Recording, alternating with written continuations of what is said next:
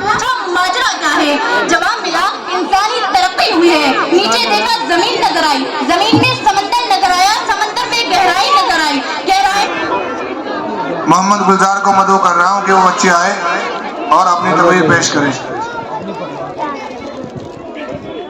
اعوذ باللہ من الشیطان الرجیم، بسم اللہ الرحمن الرحیم۔ طلب العلم فریضۃ علی کل مسلم و مسلمہ۔ عزیز سامعات، آج کی اس مبارک محفل میں میری تقریر کا عنوان ہے تعلیم ہی سکھاتی ہے جینے کا سلیقہ۔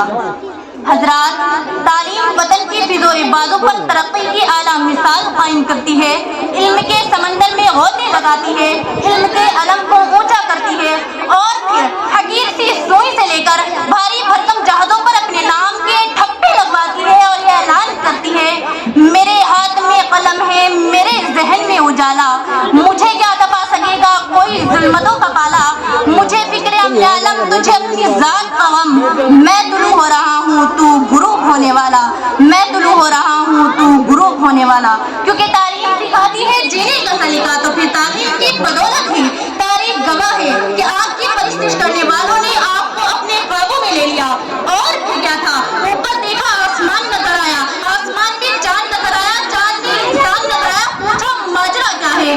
جواب ملا انسانی ترقی ہوئی ہے۔ نیچے دیکھا زمین نظر آئی، زمین میں سمندر نظر آیا، سمندر میں گہرائی نظر آئی، گہرائی میں انسان نظر آیا، پوچھا ماجرا کیا ہے؟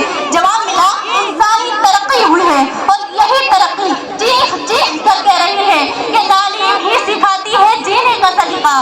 صدر الوقات تعلیم کے میدان کے سپاہی جب مولانا قاسم نانوتوی بنتے ہیں تو پھر اپنی زندگیاں بنا کر قوم کو جینے کا سلیقہ سکھاتے ہیں۔ تعلیم کے میدان کے سپاہی جب مولانا حسین احمد مدنی بنتے ہیں تو دوسروں کے کام آ کر جینے کا سلیقہ سکھاتے ہیں۔ تعلیم کے میدان کے سپاہی جب سیاست میں اترتے ہیں تو محمد علی اور شوکت علی بن کر قوم کو جینے کا سلیقہ سکھاتے ہیں۔ تعلیم کے میدان کے سپاہی جب رہنما بنتے ہیں تو امام اعظم بن کر قوم کی رہنمائی کر کے قوم کو جینے کا سلیقہ سکھاتے ہیں۔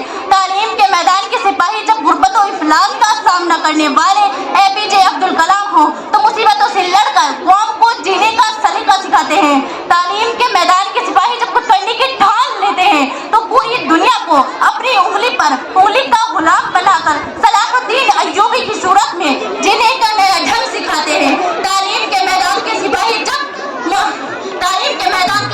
جب قلمکار فنکار بنتے ہیں تو مولانا ابو الحسن حسان بن ثابت سے لے کر علامہ اقبال کی صورت میں امن کا پیغام دے کر جینے کا سلیقہ سکھاتے ہیں اور یہ اعلان کرتے ہیں علم نے خونے رگے جا دیا اور نہ مرا، علم نے زہر کا پیالہ پیا اور نہ مرا، علم سقراط کی آواز ہے عیسیٰ کا لہو، علم سیارہ گہوارہ انجام و نمو، علم بیٹے کی نئی قبر پر ماں کے آنسو، علم عباس علمدار کے زخمی بازو، بابا قوسین کو یہی سر کرتا ہے، ایک لمحے میں صدیوں کا سفر کرتا ہے، علم طالب کو طلب سے ہی سلا دیتا ہے اور جہل انسان کو بو جہل بنا دیتا ہے، اور جہل انسان کو بو جہل بنا دیتا ہے۔ وما علینا الا البلاغ۔